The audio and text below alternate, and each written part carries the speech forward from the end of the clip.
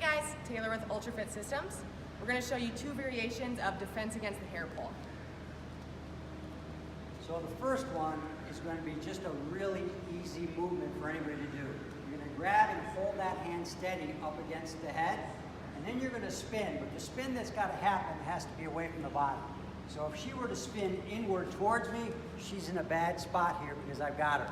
She has to spin outwards from the body, and she has to keep turning a full 360 degrees until she has me in position to either let go or fall, right? So one more time again, I grab the hair, she locks that hand in place and turns until which time my wrist either breaks or I let go. Second variation. So this time, I'm going to grab her by the hair. She's going to immobilize my hand again.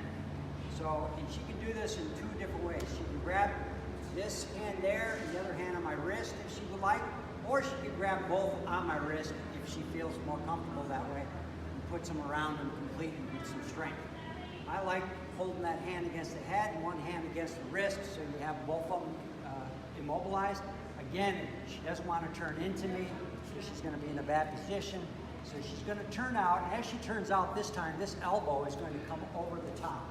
So as this elbow's coming over the top, she's putting me in a compromised position. Right now, my elbow is up underneath her armpit, and as my hand gets turned, she can keep turning, cranking my hand backwards.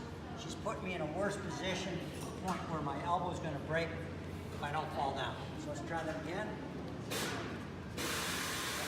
I grab here, she immobilizes my hand and my wrist.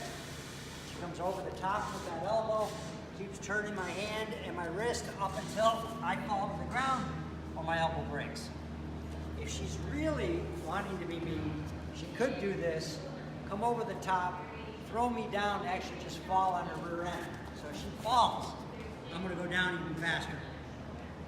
So this is a move that works best when done quickly with force.